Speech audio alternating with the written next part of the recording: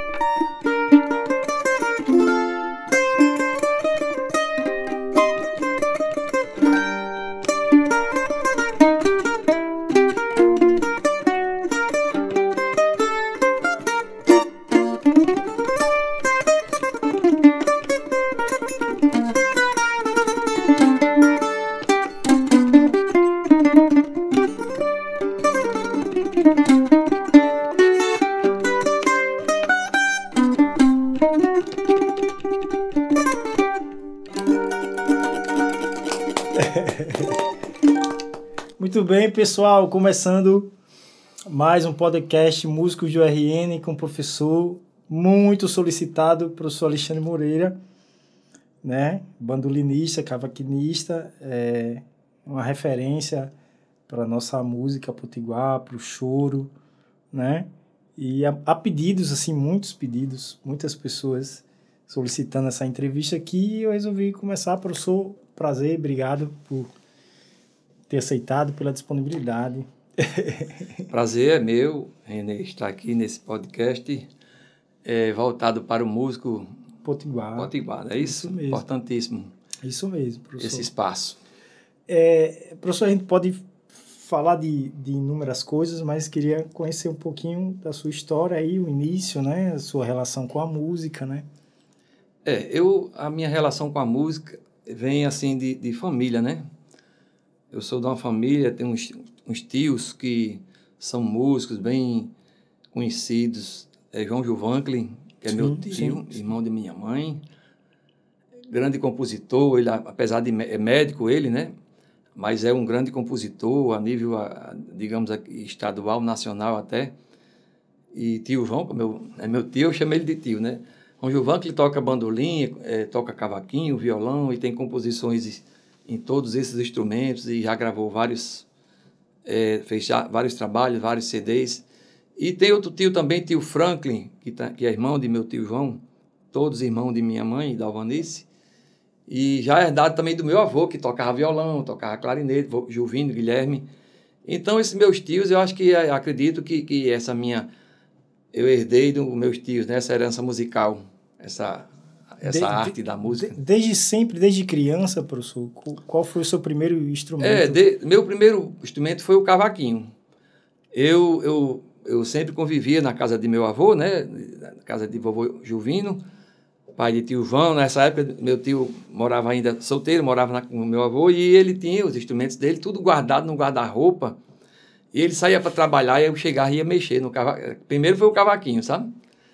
Aí, quando ele chegava à noite, quando ele sempre chegava e ia tocar, e às vezes eu ficava de longe olhando, tava aquela curiosidade, né? Aí ele dizia, alguém mexeu no cavaquinho. Eu não deixava na mesma posição, né? Aí um dia ele disse, Alexandre, você pegou no cavaquinho? Eu disse, peguei. Alguém disse a ele, eu digo... Aí ele disse, você tá... Eu digo, não, eu tô aprendendo aqui umas coisinhas. Toquei alguma coisa para ele que eu não me lembro o que foi. Aí ele viu, assim, meu interesse, a minha habilidade, ele disse, eu vou lhe dar um cavaquinho para você não mexer mais no meu, sabe? Mas ele se interessou bastante, né, por eu estar, assim, querendo aprender a tocar. Aí me deu um cavaquinho, inclusive, muito bom, um cavaquinho Del Vecchio. Comprou logo um cavaquinho top, né, como a palavra hoje é na moda top. Cavaquinho bom. Aí, pronto, eu comecei a tocar cavaquinho e aprender chorinho. Isso com quantos anos, professor? Isso acho que eu tinha 13 anos. Mais ou menos. 14 anos eu já estava tocando já. Aonde? Aqui, Natal, no isso aqui em interior? Natal. A gente morava aqui em Natal, né? Aí eu comecei a tocar cavaquinho, aprendendo esses choros de Valdir Azevedo, tudo de ouvido, né? Comecei como autodidata. Aí depois ele tinha bandolim também, como eu aprendi bastante coisa no cavaquinho, e aí vi ele tocar bandolim, aí comecei a mexer no bandolim dele. Aí outra vez ele chegou e perguntou também, o João disse, tá mexendo no bandolim? Eu digo, tô também. Aí e sem ninguém me ensinar, só observando, né? Aí ele pediu para mim, faça alguma coisa no bandolim, aí eu fiz. Aí ele disse, vou lhe dar um bandolim. Você não tá mais pegando no cavaquinho? Aí me deu um bandolim também, até um bandolim Soros, um bandolim bom. E foi assim, meu tio João me deu esse incentivo, né? De tocar e me deu os instrumentos. E também tinha os parentes de mamãe, uns primos que foram tocar lá no aniversário uma vez, eu acho que de papai, do meu pai. Aí a mamãe disse, hoje vem uns primos tocar aqui, que tocavam um chorinho, violão, bandolim, que era Braulio Rodrigues, João Rodrigues e Manuel Rodrigues, José Domingos, que era meu sogro, né? Tudo falecido já. E foram tocar nesse dia na casa de papai, o aniversário, uma festinha lá, uma rodinha de choro. Mas ele tudo, eu digamos, com 14 anos, e eles tudo já com 50, 60 anos. Eu fiquei, aí João Rodrigues, né? Aí eu toquei alguma coisinha para ele, ele me deu uma força muito grande. Nessa época, eles tinham um programa na Rádio Cabogi, Mesa de Botequim, eles participavam desse programa. Aí João Rodrigues disse, você vai lá para casa ensaiar para tocar na rádio também. E eu fiquei muito entusiasmado, sabe? Tocar na rádio, logo começando já tocando em rádio. Aí fui para casa dele. Que era o auge, né, professor? Tocar no rádio era o auge. Aí realmente fui para casa dele, ensaiei. Aí quando o programa era no domingo, na Rádio Cabogi. Aí toquei no programa Mesa de Botequim. Toquei com ele lá e aí pronto. Ficou todo domingo a gente tocando e se apresentando. Aí João Rodrigues também me deu esse primo, né? Tio e primo. Ele, Braulio Rodrigues, também me deu esse incentivo muito grande. E cada vez mais eu fui me interessando. E logo eu comecei a tocar profissionalmente, tocando em bares, em restaurantes, em grupos e tal. Meu início, o pontapé foi esse. Engraçado. Recentemente eu andei lendo uns artigos sobre a história do choro, né? E o senhor, a sua família, o senhor faz parte dessa história, dessa cultura do choro aqui em Natal, né? O que o senhor lembra, assim, dessa história com o João Gilvancli, né? Aqui em Natal e do choro. Qual é a memória mais antiga que o senhor tem de roda? Esse grupo de choro que esses meus tios participavam, o Braulio Rodrigues, que era tudo Braulio, João Rodrigues, que ele era um grupo de choro que tocava na rádio, né? E tinha serestas também. Cantávamos lá, também tinha cantores, cantava aquelas serestas, tal, coisas antigas. E eu toda a vida, eu comecei a gostar disso, da própria seresta mesmo. Aí tinha o momento do choro. E também, uma coisa que marcou muito, eu via muito tio João tocar, e tio João também tocou, meu tio participava em grupos de choro. Aqui tinha Esquina dos Pneus, era um espaço que rolava muito choro naquela época, acho que na década de 80, comecinho. Era a Esquina dos Pneus, era de Rochinha. Era uma loja muito grande que tinha, e no sábado, à tarde, a loja fechava, e aí pronto, o pessoal do choro ia para lá. Isso foi assim, uma coisa que eu lembro bem bastante, né? Dessas rodas de choro e também desses momentos de rádio também. Sempre foi uma coisa que marcou muito para mim, meu início no choro, principalmente, né? Eu sou um músico hoje em dia que comecei no choro. Depois outras vertentes para o samba, choro e seresta. Aí para carnaval, aí para baião, shot, forró, essas coisas. Sempre como um autodidata, professor? Sempre estudando sozinho? Ou teve algum mentor em algum momento? Eu comecei como autodidata, né? Aprendendo assim, de ouvido mesmo, né? Aqui em Natal tinha um bandolinista era o bandolinista de Natal, posso dizer assim, porque ele era o profissional daqui de Natal. Meu tio João Gilvancli era um bandolinista, mas assim, não profissional, né? Era médico, tinha um bandolim como hobby para tocar. Mas Antônio Rosalino, que foi um bandolinista que eu me inspirei muito nele, inclusive, além desses outros, porque ele já era assim, de bastante idade, assim, uns 70 anos, eu acredito, E era um profissional, o bandolim, que eu via ele tocar, acompanhando cantores, fazendo introduções. Aquilo me despertou inspirou, muito, né? assim, me inspirou bastante. Antônio Rosalino, e ele tocava na Rádio Nordeste, que era outro programa que tinha de Seresta, Seresta do Coração, locutora Francisco Brasil. E eu comecei também para esse programa, a convite do pessoal da rádio, e Antônio Rosalino era o bandolinista de lá, sabe? E ele, compositor também, tem belas composições, eu aprendi alguma... Aí ele começou a dizer, Alexandre, vá na minha casa para eu ensinar um chorinho meu, umas valsas. E eu naquela época, doido para tocar, a gente quando começa toca em todo canto, né? Aí fui na casa dele, eu me lembro que ele morava lá na Nova, lá perto da rodoviária hoje em dia, né? Rodoviária nova, que não é mais nova. Rodoviária já tá velha, tá bom de fazer outra para a gente chamar de rodoviária. Lá na Nova, e eu ia muito na casa dele, e ele me ensinava alguns choros, né? Ele passava tudo como de ouvido, né? Ele me ensinava e eu aprendia. Aí depois eu comecei a ensinar no Instituto de Música, Valdemar de Almeida, onde até hoje eu ensino. E comecei assim a sentir... O senhor começou a ensinar com quantos anos no Valdemar? Já faz quanto tempo? Eu vou me aposentar esse ano, há 35 anos atrás. Ixi, 86, eu entrei no Valdemar. Aí senti gente. a necessidade de aprender a leitura da música, porque eu começando a ensinar como de ouvido, digamos assim, eu passando a música, aquela coisa repetitiva, intuitiva, né? né? Intuitiva, repetitiva para o aluno, e o aluno aprende, mas é outra didática, né? É outra maneira de você ensinar. Mas começou a aparecer aluno querendo a leitura de partitura, aí de repente, eu tive que aprender, e quando eu fui convidado para ensinar no Instituto, a diretora disse, não, você tem uma experiência, você já tocava na noite, que era a professora Dejair Borges, até faleceu, acho que o ano passado. E uma grande diretora que o Instituto teve, e ela disse, Aí eu entrei na escola de música da UFRN, para estudar teoria, solfejo, Sim. Aprender a leitura. O curso teoria, eu não lembro, como era o nome desse curso? Teoria e solfejo. Sim. Um curso muito completo, inclusive. Eram 5 anos o curso. O curso era você aprendia tudo de que era de teoria e solfejo.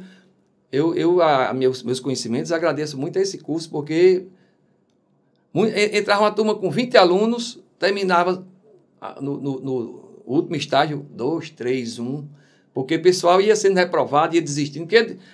Muito pesado, né? Pesado, era muita coisa, você aprende praticamente tudo na música. Entendi. É um curso muito completo. Aí eu aprendi, aí fiz o curso, depois me formei também em educação artística, né, licenciatura e tal. Aí meu início, mas foi como autodidata mesmo. Depois teve que a parte pedagógica, né, de aprender. Se educar para poder educar, né? Para poder educar, para poder ensinar com uma maneira mais correta, né? Através da leitura, de partitura. Toca um pouquinho de cavaquinho pra gente, professor, pode ser? Pode. Eu acho que o senhor hoje é o primeiro, assim, que no meio trouxe os 2 instrumentos, vamos aproveitar os 2 instrumentos, né?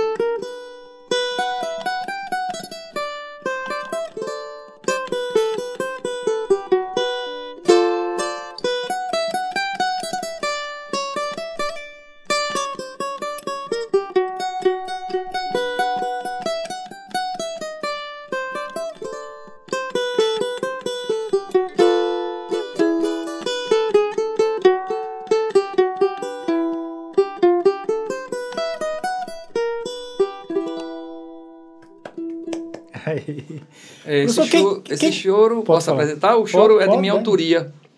É Boldas de Prata, o nome desse choro, né?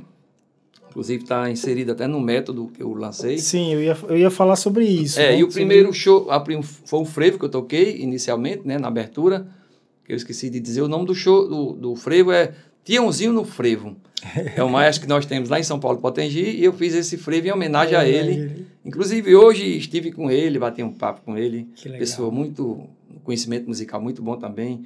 E fiz em homenagem a ele, titulei Tiãozinho no Frevo. Que legal. Que eu toquei. Professor, fala um pouquinho desse método de cavaquinho, né? A gente tem uma pessoa aqui especial, um dos seus fãs, né? Que é o Robson, parceiro aqui do nosso podcast. Ele tem nos incentivado, nos ajudado de diversas formas aqui no podcast, né? Ele foi um dos que pediu que você tem que levar o professor Alexandre, rapaz. E ele falou um pouquinho do seu método, né? Fala um pouquinho desse método, que é de cavaquinho, no caso. Um método de cavaquinho, inclusive Robson é um dos alunos, hoje em dia já é um cara aí que aprendeu a tocar, está tocando bem. Eu me orgulho muito de ter contribuído para a formação dele. Ele foi assim, um aluno muito dedicado, que resolveu estudar, aprender a questão, a leitura, que hoje em dia o pessoal do cavaquinho, uma grande parte quer mais aprender a tocar, pagode, o samba e tal, e não quer se aprofundar, né, um pouco no conhecimento de formação de acordes, de leitura e tal. Então, esse método, um grande abraço aqui para Robson, um aluno inesquecível que a gente, né, contribuiu muito assim eu garanto que o método contribuiu muito para o aprendizado dele. E esse método eu criei no Instituto de Música tinha um professor chamado Prentes Bulhões, um grande professor de cavaquinho, de teoria também. E Prentes se aposentou na época, e a diretora que eu ensinava bandolim, né? E ela disse, você vai assumir a cadeira de cavaquinho também. Você toca cavaquinho? Eu digo, tudo bem, vamos lá. Aí comecei a ensinar cavaquinho e não tinha material didático assim. Tinha aquelas revistinhas que a gente comprava. Não só aqui, mas no Brasil, né? Não tem, né? Isso alguns anos atrás. Aí, uns 10 anos atrás, acho que eu comecei. Aquelas revistinhas que a gente comprava, mas muito, assim, muito pobre de conhecimento, aquelas revistas, né? Aí eu comecei, eu digo, rapaz, eu vou criar uma metodologia, começar a escrever coisas para os alunos, né? Para os alunos, principalmente os alunos da leitura, né? Eu sempre fui um professor que incentivei muito ao aluno querer avançar a estudar a leitura de partitura, certo? Porque o senhor viu isso no seu início, né? Que isso fez a diferença, né? Fez a diferença. Eu tive a necessidade depois de ter o conhecimento da leitura para poder você ensinar, para poder você tocar num grupo e tem leitura para você fazer e você não sabe nada. Bom, então eu comecei a criar estudos e um estudo bem progressivo desde a base, do início, sabe? Desde do básico. Do básico mesmo, desde a base do... Porque tem aluno que vai dizer, professor, eu não aprendo isso não. Eu digo, rapaz, se você quiser, você aprende. Agora, se você não quiser, não aprende. É o querer da pessoa, né? E já estava assim, acho que com 20 estudos progressivos. Aí me veio aquela coisa da ideia do método, né? Eu digo, eu vou dar continuidade e fazer um método para cavaquinho, né? Aí me aprofundei com mais cuidado na questão da didática, da evolução, da parte, né? Da teoria, do método. Quantas páginas, professor? O método tem, se eu não me engano, 145 páginas. Mas são 65 estudos melódicos progressivos. Você começa lendo só mínima, sem mínima. Você termina no chorinho, tocando o choro, lendo o choro. E o choro é difícil. É avançado, a leitura do choro, né? É difícil, eu sei disso. A leitura bem avançada, você para ler choro... Sei disso porque toda vez que eu pego para ler um choro no violão, é chão. Você tem que ter um conhecimento, uma base toda. Você não, né? Não adianta você pegar e ler um choro sem ter conhecimento, você não consegue ler. Então, você tem que ter todo um processo de base de leitura. E o método leva a isso aí, sabe? Leva a esse conhecimento. Está aí o próprio Robson, que foi um aluno que começou na leitura do zero E terminou o curso, terminou as leituras do método, lendo o chorinho, tudo. Esse método uma hoje, boa leitura. Quem quiser comprar, está nos assistindo aqui, nos ouvindo, quer o método, comprar. Pode. Eu vendo o método, ainda tenho ele físico ainda, né? Porque hoje em dia tudo é digital, tá? Mas eu ainda tenho ele ainda, acho que umas 50 e poucas edições, o método físico ainda. E tem também para vender na livraria, lá na universidade, não tem uma livraria lá, né? Tem, lá tem. E na livraria da arte musical também tem. Na arte musical tem também esse método. Massa. Tanto na cidade e como na lá... livraria, no centro de convenções ali? No centro de convenções, É centro de convenções? Se chama ali na universidade, perto da reitoria ali, né? Isso, ali tem... na arte musical... E na arte musical. No Via Direta. Via Direto da cidade. E diretamente com o senhor. E comigo. Pretende vender ele digitalmente? Não. Acho que digitalmente... Eu teria que me programar para isso, né? Eu acho que seria uma boa, professor? Acho que seria uma boa. Eu teria ter ele tipo PDF, por exemplo, tem alguns músicos que tem um livro, hoje você baixa só os PDFs. Você paga, né? E aí você baixa os PDFs. É uma possibilidade, professor. Ganharia uma grana. E esse método, eu tenho Daí Robson é uma pessoa que sabe assim da minha história praticamente, porque a gente conversa muito, convive muito. E esse método chegou assim, se expandiu muito do Brasil afora de uma maneira que você não esperava. Não esperava não, porque chegou na mão de professores e os professores começaram a transmitir para os alunos, indicar. Eu, quando vou ver no WhatsApp, olha, eu sou fulano de tal, do Rio, de São Paulo, de Brasília, professor tal indicou seu método. Inclusive, eu mandei para alguns professores conhecidos, como Marco César em Recife. Ele indica para os alunos dele, o professor Henrique Casas, que é do Rio de Janeiro. Henrique Casas Henrique Casas passou logo para os alunos dele. E inseriu o método no UFRJ, né? No curso de cavaquinho da UFRJ. Alegria, professor. Que alegria, né? Made in comedor de camarão, como é a tradução do Potiguar, né? Comedor de camarão. Made in comedor de camarão no Rio. Inclusive, há pouco, acho que o mês passado, eu recebi uma solicitação de um aluno. Olha, sou aluno do curso aqui da Universidade, do UFJ, e Henrique Casas está indicando seu método. Aí comprou. Se Henrique Casas indicar, irmão, o negócio é outro. Aí tem outros grandes mestres aqui no Brasil, por aí fora. Henrique Garcia, um grande professor no Rio, que indica também direto. E outros, Juninho Garcia, tem um professor em Brasília que diz também que o método está não é na universidade, mas na escola que ele ensina, em São Paulo também. Por aí fora do Brasil, aí de Manaus até Rio Grande do Sul. Por isso que eu estou falando, professor, assim, que eu não sei qual foi a editora que publicou o livro. Rapaz, é uma editora ali na Ribeira, ali na descida ali, eu vou me lembrar dessa editora. Porque converse com a editora e ver essa possibilidade o Robson é desenrolado. Fazer digital, né? Ver isso digital. Porque hoje, qualquer livro, você pode comprar ele digital. Rapaz... Isso aí o negócio ganha outras proporções. Qualquer pessoa do mundo pode comprar. Exatamente. Entendeu? Inclusive, eu já vendi até para fora do país, para o Canadá, uma pessoa dos Estados Unidos, algo em 5 ou 6... Mas o que eu estou querendo dizer é que o digital facilita, é uma possibilidade, né? Ter um livro é um valor, digital é outro valor. Uma certa vez, uma pessoa de Belo Horizonte, um professor, inclusive, aí pediu em PDF, né? Aí eu falei com o menino que trabalhava no Instituto de Música, lá na secretaria, que ele entendia muito de computação, então ele conseguiu mandar para o rapaz lá, né? Tudo bem. Aí quando foi outro dia, mais um mês, 2 para frente, aí um cara de São Paulo disse, olha, eu quero seu método e tal. Aí ele disse, rapaz, seu método tá todinho aqui Ele viu o método, eu disse, rapaz, será que foi o cara que colocou? Eu acho que sim. Não, isso... Porque tem uma maneira de você amarrar, né?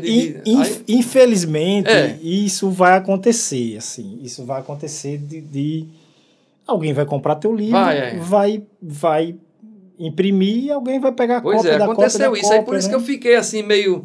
Mas é inevitável. Eu acho que é inevitável, a cópia. Não tem como. Não tem como. É igual antigamente que diziam que aqueles... as fitas cassete pirata era o que divulgava, né? Teve um podcast que eu gravei com o Jubileu e Chico Beethoven, que eles falaram que a grande divulgação era o cara que gravava o cassete no show da banda Grafite e ia vender e tal. Isso. Meus primos fizeram muito isso. Então, é cópia, né? Isso ajuda a expandir. Mas promove, Você não tem como controlar isso, não. O próprio método físico, o cara vai lá, tira a cópia tal. O pessoal diz, não, rapaz, eu estou com o seu método aqui, mas eu preferi comprar você, o original, tal, prestigiado, e tudo bem. Mas eu estou vendendo, acho que para concluir, chegar a 1000 cópias, falta 52 ou 50, bem pouquinho. Eu não sei se vou mandar fazer mais, eu não sei, sabe? Eu vou pensar aí, se faça digital também. Que alegria, também. Professor.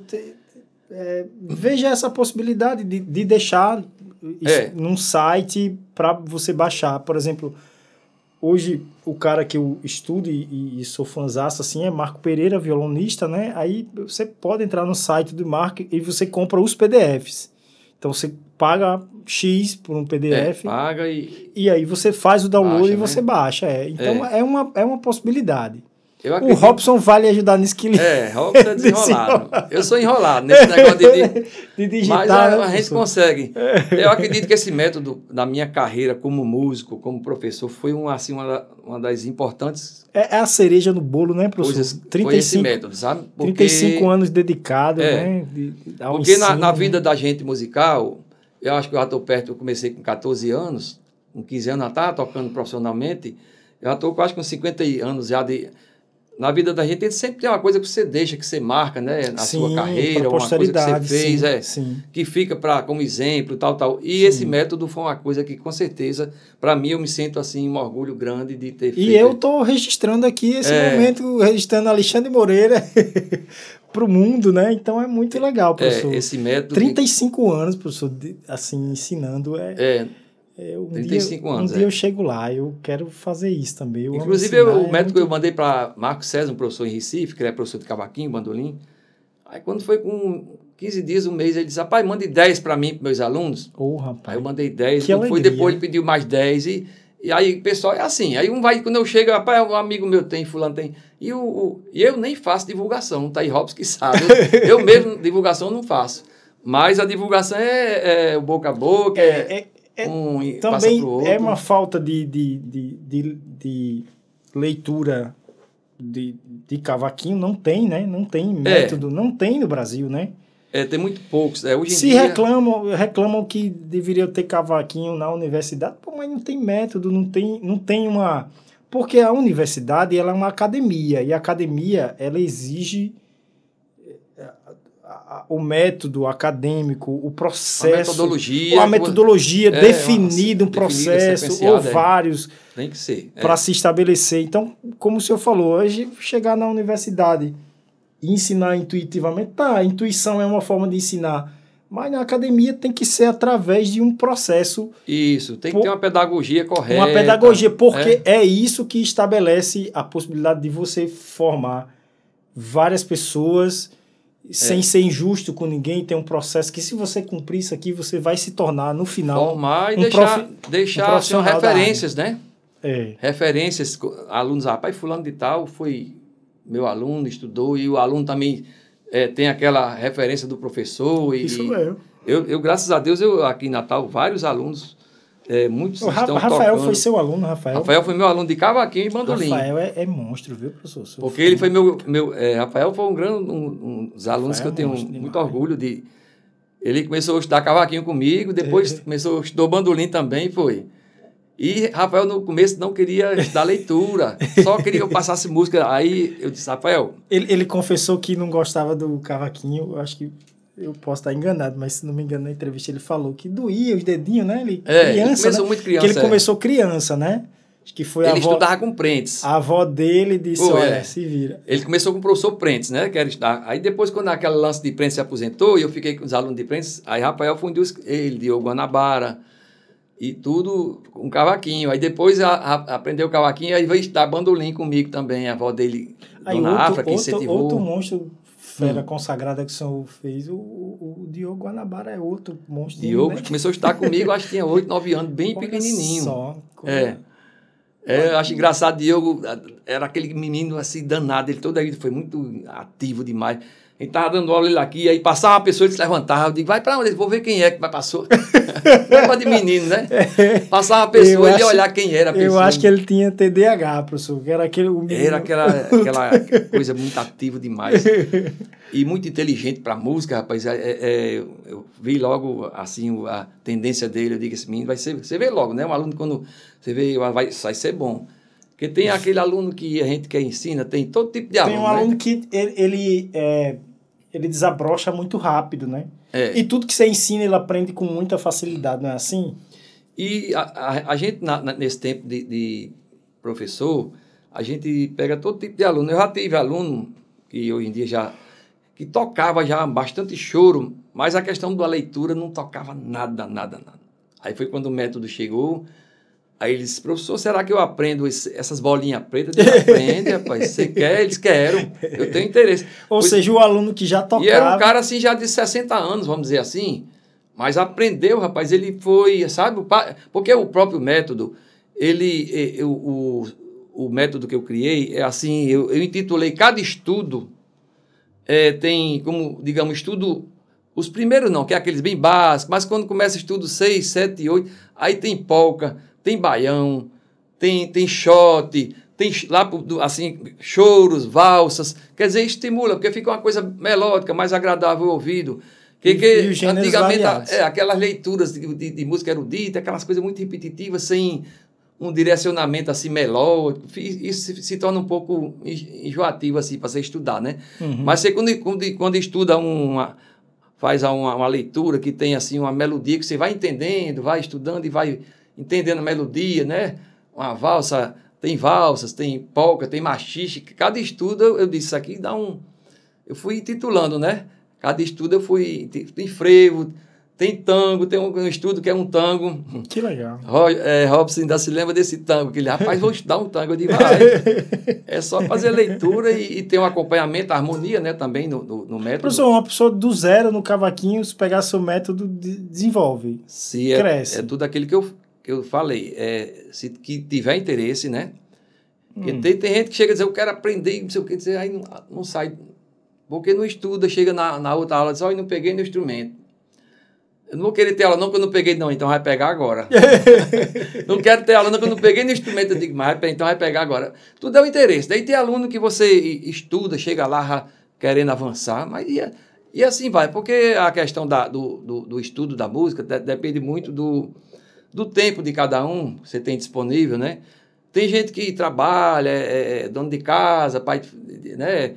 Pai de família, mãe e tudo, aí às vezes não tem aquele tempo para... Se uma pessoa quer se inscrever para cavaquinho lá no Valdemar, qual é o processo, professor? O Valdemar de Almeida, o Instituto de Música Valdemar de Almeida, é uma entidade ligada à Fundação Zé Augusto, né? Do Estado. Aí nós temos lá o período de inscrição, de matrícula, né?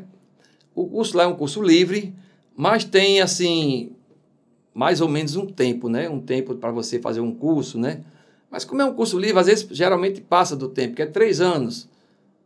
A gente se programa para um aluno estudar 3 anos, mas tem aluno que estuda 4, porque a gente trabalha determinado assunto com o aluno, e às vezes tem outras coisas, improvisação, e por aí vai, né? Sim. E termina se estendendo por mais um tempo. E aí tem os períodos de matrícula, né? Que geralmente agora as aulas vão começar agora, depois do carnaval, em março. E eu não sei, quem está agora de férias, eu não sei se já houve a inscrição, mas geralmente isso é divulgado, sabe? Sim. Aí no meio do ano tem realmente nova inscrição para o segundo semestre, é aquele sistema, né? Começo de ano e meio de ano. E o senhor está se aposentando no final do ano, professor? Final do ano chega meu tempo de se aposentar. Não sei se eu vou me aposentar, se vou continuar, mas pelo menos o tempo vai chegar. Né? De outubro para novembro, e eu pretendo... vamos ver, se eu ainda gosto de ensinar, eu gosto muito de ensinar, sabe? Tenho o maior prazer de ver um aluno tocando. É só o que o senhor faz, professor? O que o senhor faz mais? O senhor ensina cavaquinho e bandolim no Valdemar e mais o quê? O que o senhor faz? Eu toco muito profissionalmente também, sabe? Sim. Toco violão de 7 cordas, fui professor também de violão de 7 cordas. Hoje aqui tem... Trabalho gravado, né? Eu tenho divulgado seu trabalho, tenho escutado também. Exatamente. Do forrozinho. Gosto do forrozinho. Das antigas. Das antigas, Inclusive, falando no violão... sete cordas, como lá no Instituto tinha um professor de violão de 7 cordas, a gente chamava Antônio de 7 cordas, Antônio de Souza, mais conhecido como Antônio de 7 cordas. E ele faleceu, eu também, aí fiquei também, alguns alunos, aqueles mais adiantados, já estavam no choro e querendo... Aí eu também fiquei com alguns alunos dele, sabe? Acho que uns 3 ou 4. E tem alguns alunos hoje em dia que já estão tocando, como Anchieta, Menezes, sim. Arthur... E outros aí que grandes que já estão tocando. Chega até ser injusto. O senhor é formador de muita gente boa. O senhor falou muita gente boa. Aí, viu? Anchieta estudou comigo, teve o maior prazer. Toca demais, Anchieta, cara. Arthur, e teve outros aí que a gente vai esquecendo dos nomes. E para mim sempre é um prazer a gente ver essa turma aí. Uma vez a gente estava numa roda de choro num determinado lugar. Aí todos tinham sido meus alunos. Cavaquinho, bandolim, violão de 7 cordas, menos da flauta, que era o menino que tocava flauta. Aí também já era demais. Mas se sobrar aluno de flauta, vamos colocar. E o do pandeiro também, que aí eu digo, mas eu tinha 2 no cavaquinho, um bandolim, violão 6, 7. Que eu já ensinei muita gente aqui. Às vezes eu chego num posto de gasolina, aí chega o cara e diz, professor, eu digo, rapaz, me conhece dele, já foi seu aluno. Ixi. Porque eu também já ensinei no SESI durante 25 anos, no Solar Bela Vista. Ensinei também pela Prefeitura de Natal, que era um projeto, nós dávamos aula lá na Zona Norte, na área de lazer. Ensinei 7 anos lá e muita gente na Zona Norte estudou comigo. 35 anos é muito tempo, né, professor? Um chãozinho, né? Que a gente... Quase... Eu tenho 40 anos, professor. Minha vida inteira. Minha vida inteira o senhor já estava na batalha. E já também tem só a história. Você falou no forró, também eu toda a vida toquei na noite, né? Desde o início toquei na noite, tocando samba, forró, shot, baião, essas coisas. E de um tempo para cá comecei a compor músicas no estilo nordestino, né? O shot, o baião, arrastapé, com letra, né? Músicas e letras minhas. Eu fiz algumas composições aí, inclusive algumas composições que ganharam até uma premiação, né, no Forraço. Sim, sim. Eu tinha uma música que eu fiz, Baião do Rojão, que eu fiz em homenagem a um grupo chamado Rojão, que eu faço parte hoje em dia. Aí foi em primeiro lugar no Forraço.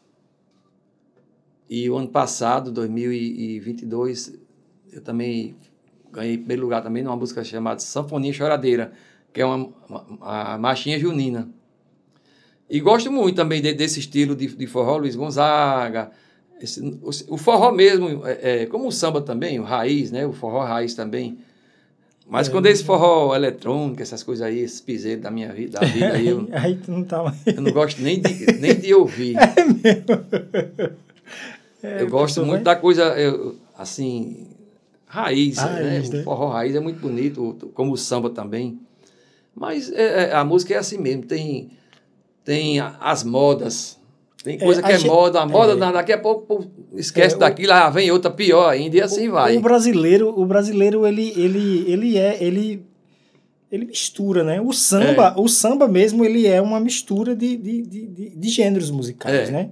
Então o brasileiro, ele pega tudo, ele comprime, mistura e joga. Então, a criatividade, né, do brasileiro. Piseiro, vaneirão. Tanto que teve um masterclass aqui na universidade, aí o professor Marcos Pereira, né, professor de violão, eu sou fãzaço dele e tal, e ele, nesse masterclass, ele contando uma história que a menina dele, a filha dele, veio e disse, papai, vem aqui ouvir esse forró aqui.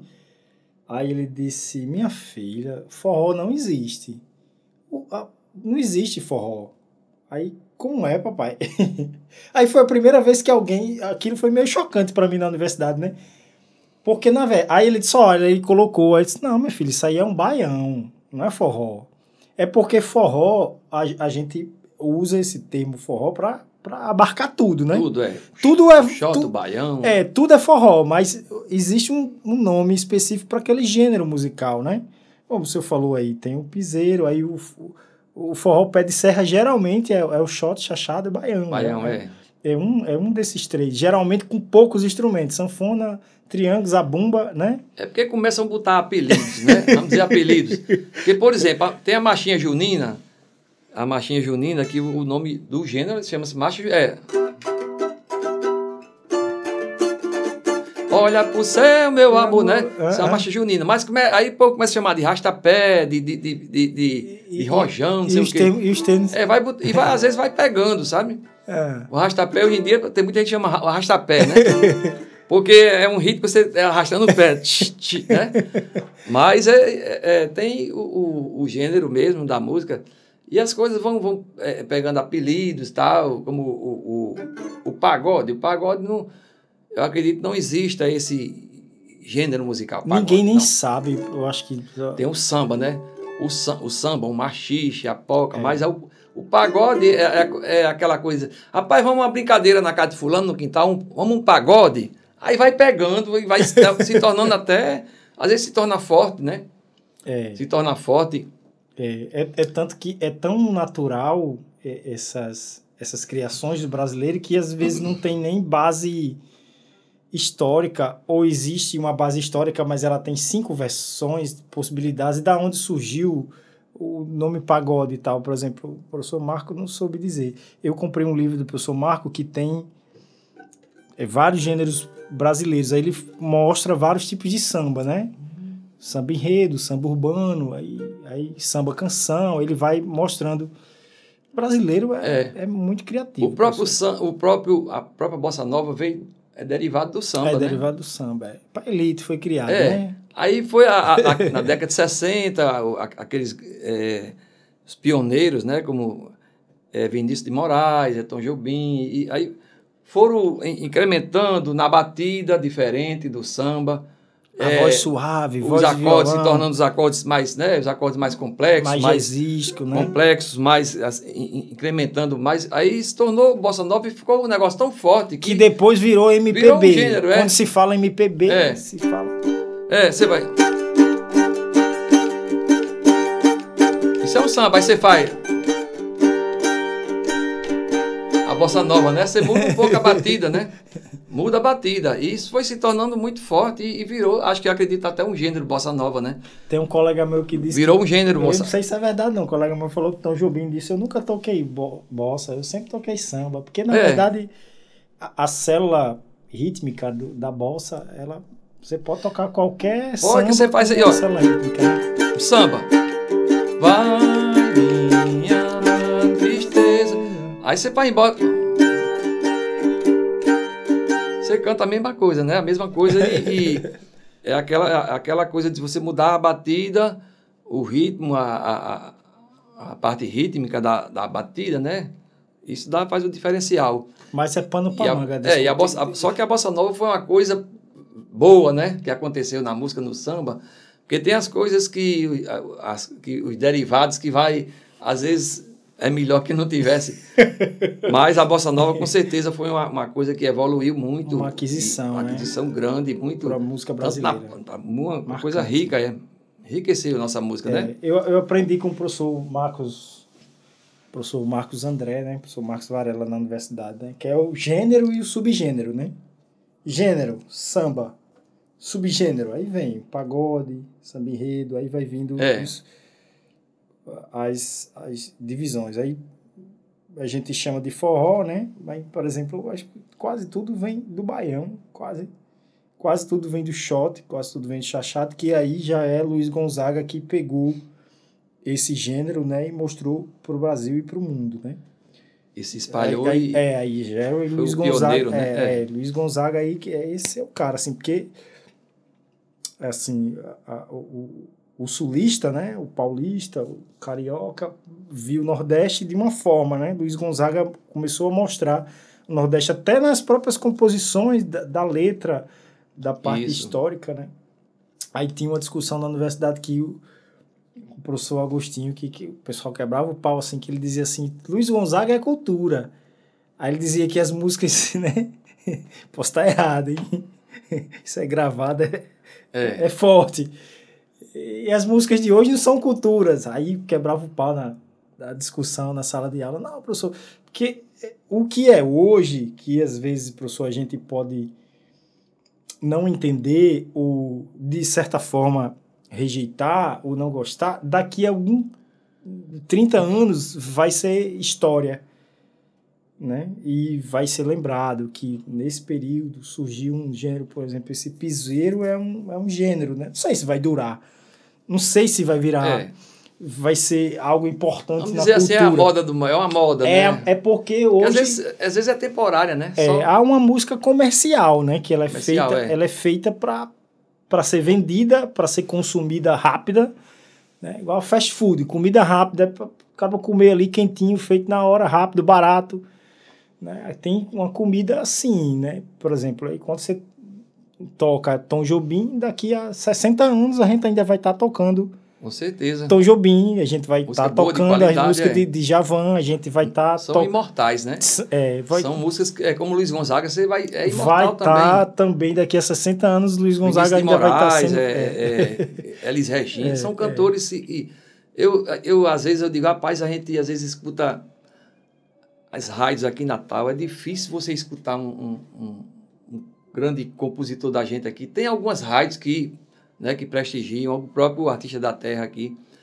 Mas, às vezes, você escutar a rádio é complicado, porque nós temos... o Brasil é tão rico em artistas, em compositores, em cantores, tem tanta coisa boa e que não é para ser esquecido jamais, como Gilberto Gil, Nara Leão, Elis Regina, Clara Nunes...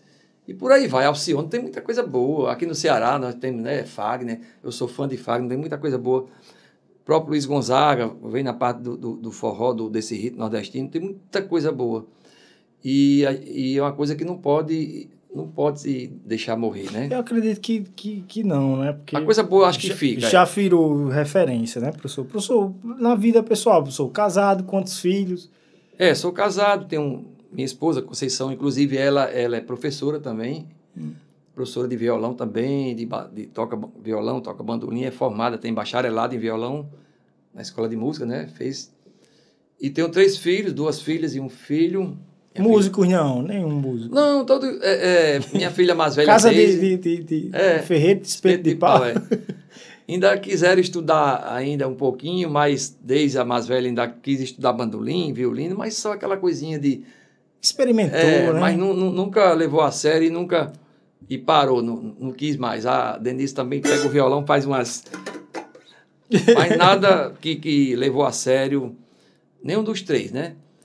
Apesar de você ver, eu toco, sou professor, músico, a minha esposa também, mas o meu sogro, que era o pai de minha esposa, também tocava violão, a família da minha esposa também ela tem tios que tocavam e tal. A gente é de uma família assim, bem... que tem antecedentes, né? Que eram músicos, tocavam e tal. Mas é isso, né? Às vezes não adianta você forçar, botar um aluno, uma pessoa para dizer, você vai aprender isso. Antigamente acontecia muito isso, né? Para chegar a mãe, você acha que tem que estudar piano. Aí aquela coisa de... Mas hoje em dia não. Hoje em dia você deixa a pessoa mais à vontade, livre, fazer o que quer, o que gosta. Né? Eu sonho em ver ainda uma cultura no Brasil, que eu acho que não sei se eu vou estar vivo para ver isso não, mas uma cultura de que a música ela faz parte da formação das pessoas, né? Com certeza, contribui. Teve um violonista que ganhou um concurso internacional de violão aqui na universidade, ele veio tocar aqui na universidade e aí um colega meu falou isso, eu fiquei admirado, contou essa história, eu fiquei admirado. A gente pega a partitura assim e aí passa um tempão lendo ali. Eu sou assim, não tenho essa leitura fantástica, não. Eu leio, mas não tem essa leitura. Estuda, termina... E termina o estudo, né, e tal. Agora mesmo eu estou estudando um choro e tal. E aí, vou lendo, pouco tempo, cada dia eu acrescento um compasso, 2 ali, pego no violão, daqui a pouco eu estou tocando a peça. Né?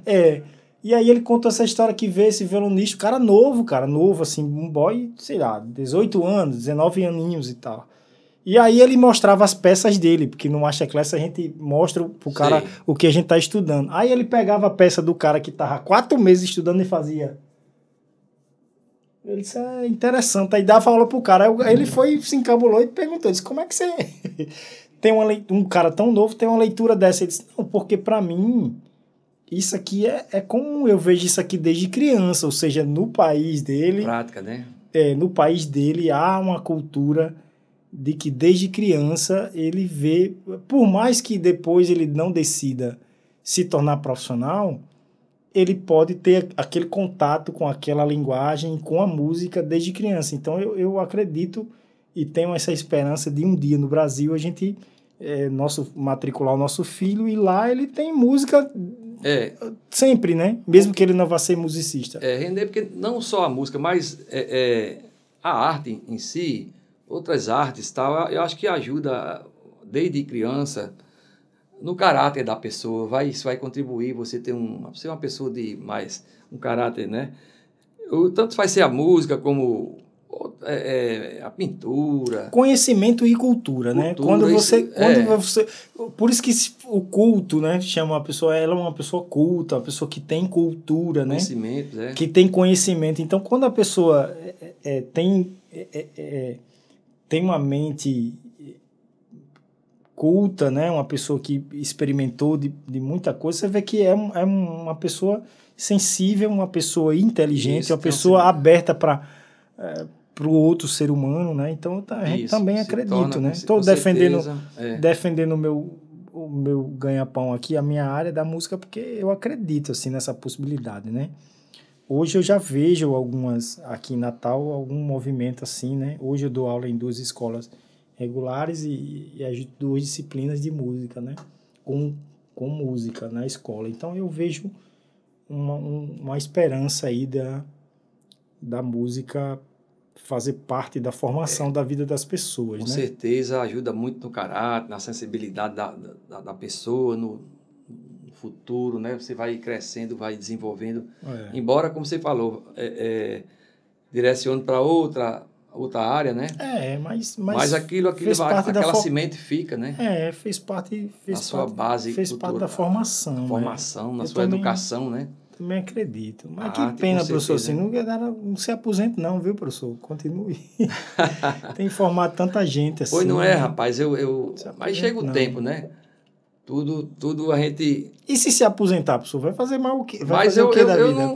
Eu digo, vai estar chegando o meu tempo de me aposentar. Eu não sei se eu vou me aposentar agora, mas sim, o tempo chega no final do ano, mas vamos ver. Eu sou um cara muito inquieto.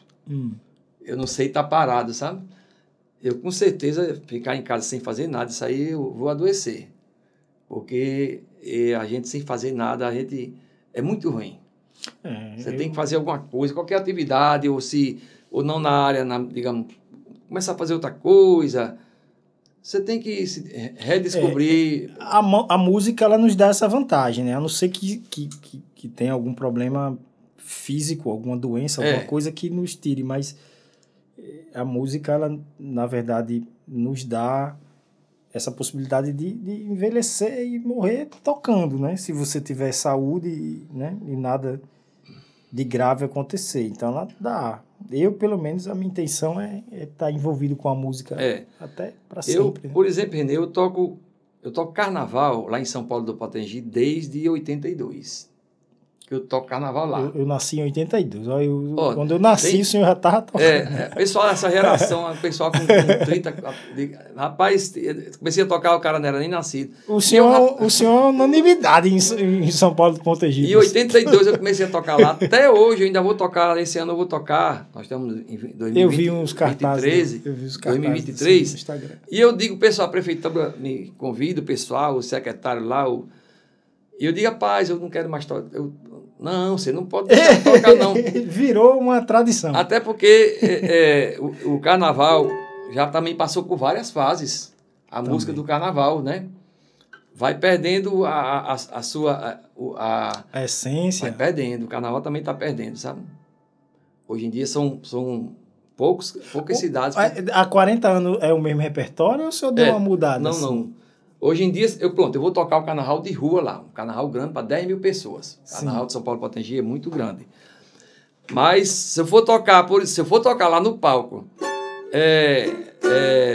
vamos dizer, mamãe, eu quero. Esse cara eu levava uma vaia. Você vê uma marchinha de carnaval, né? Uma bandeira branca. Tradicional, cidade, né? Maravilhosa. Na época a gente tocava em clube, a gente tocava esse repertório de marchinhas. Aí veio chegando o tempo de Moraes Moreira, né? No final da década de 80, 90, Moraes Moreira, com a música baiana, né? Dodô e Osmar contribuiu muito para... Deu essa qualidade ao carnaval, mas uma música boa também, né? Moraes Moreira, poxa, deixou aí uma história na música carnavalesca, né? Baiana, mas também que acho que todo o Brasil absorve a música de Dodô Osmar, Moraes Moreira, Caetano. Sim, sim. Que a gente toca. É o que eu toco hoje lá.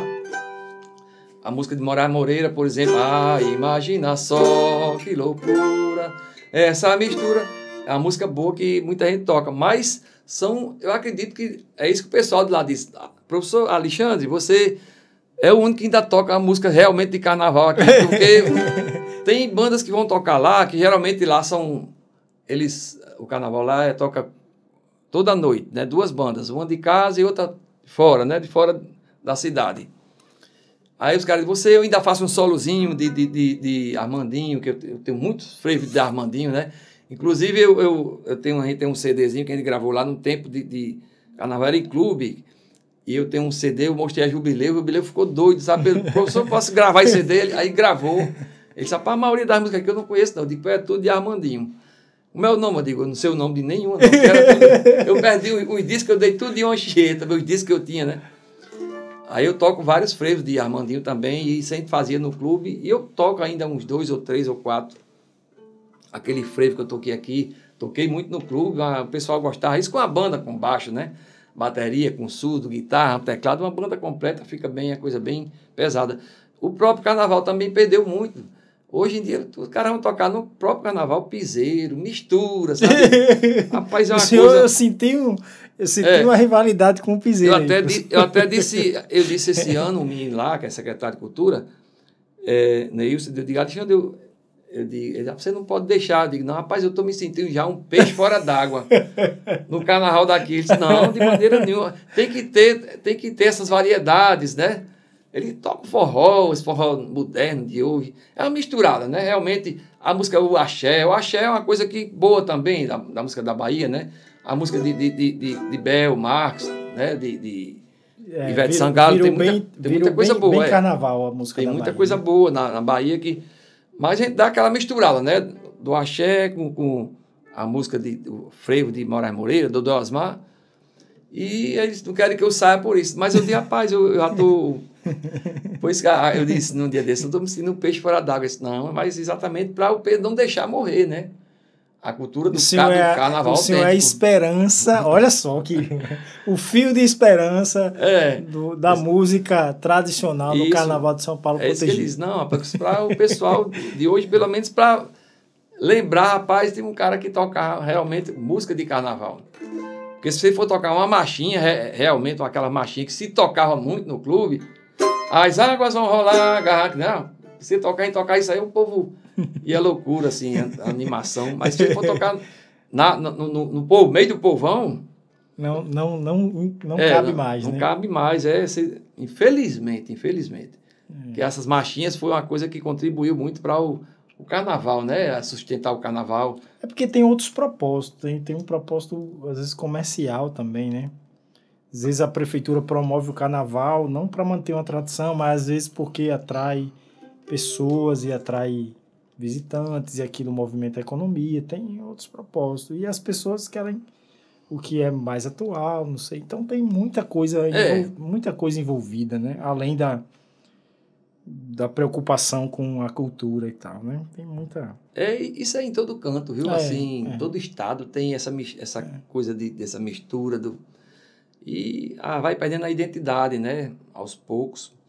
Mas sempre tem aqueles músicos, aquela banda que sempre mantém. Aqui em Natal, o prefeito aqui tem mantido o carnaval mesmo, autêntico, com orquestras, né, de frevo.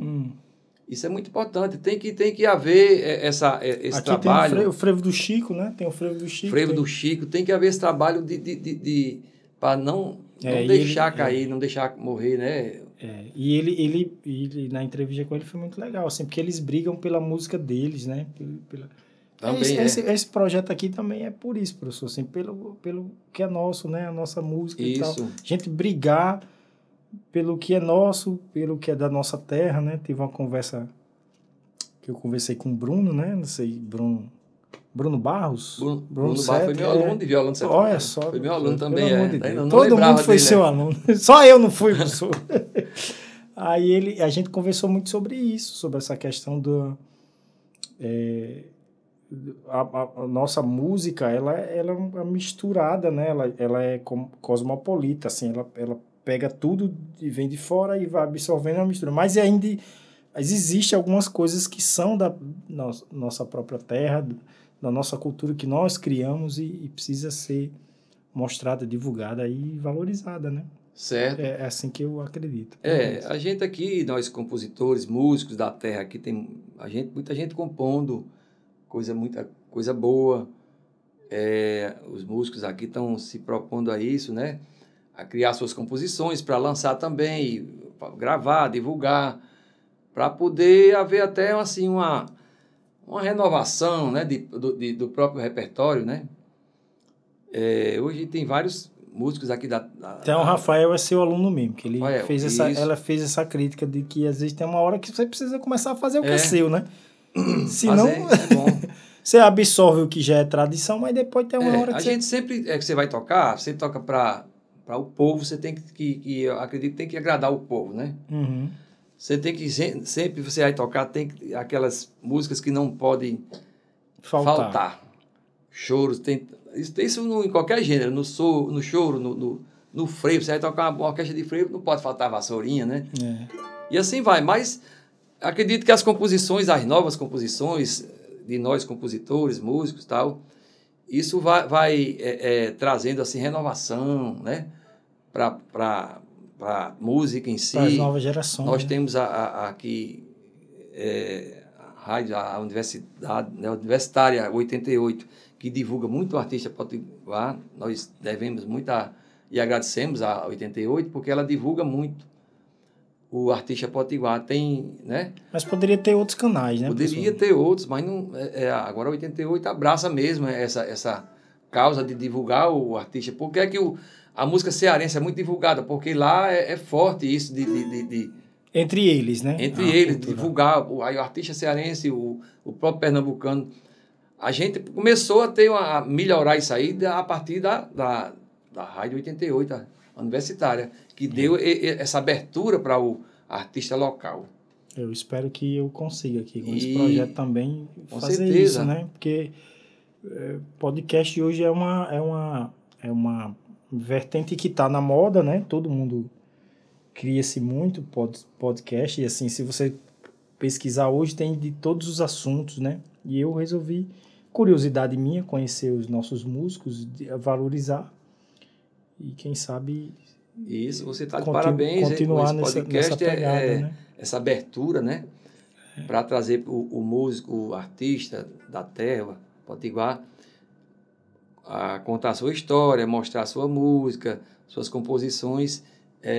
Parabéns a você pelo projeto importantíssimo para a nossa música, para o nosso povo, para o povo, para quem assiste também, né? Quem assiste, porque isso vai chegar às pessoas. Vai chegar, com certeza. Seus alunos vão verem, olha ali fulano, ciclano, eu conhecer, às vezes nem conhece de nome. Isso é conhecer um veículo de comunicação muito forte, muito, muito bom. Professor, queria agradecer sua presença, a disponibilidade de ter vindo por esse projeto, né? O senhor, a pedidos, né? É uma unanimidade. Espero que o senhor não se aposente, continue aí formando bandolinistas e cavaquinistas e espere que continue, né? E quem sabe a gente tenha uma revanche aí, tenha outras conversas, porque eu tenho desejo de conhecer, de ter um olhar sobre a música potiguar mais antiga. Eu tinha algumas coisas que eu queria conversar com, mas não dá só num programa, teria que ser vários, né? Como o senhor enxergava e tal, a música potiguar na sua época e tal. O senhor é daqui, né?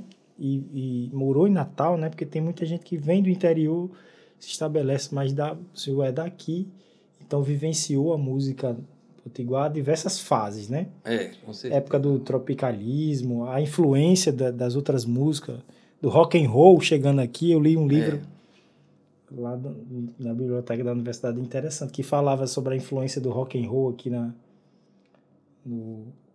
em Natal, na nossa cidade. Foi super interessante. Aí nesse tem uma citação sobre o João Gilvancla e essa classe do choro também, né? Tem uma fase. Mas é isso, eu queria agradecer ao senhor pela disponibilidade, pela presença e quem sabe a gente marca uma revanche aí para continuar o bate-papo. Beleza, eu agradeço também o convite e espero voltar outras vezes. E, como eu falei, parabéns pelo projeto, esse espaço importantíssimo para divulgação das nossas histórias, nossas músicas. E vai em frente, que é isso que nós precisamos, de mais, né? Cada vez mais espaços, de veículos que cheguem esse contato artista e o povo a assistir e a conhecer a história de cada um. Valeu e obrigado. Eu que agradeço. Valeu, professor. Valeu, um abração.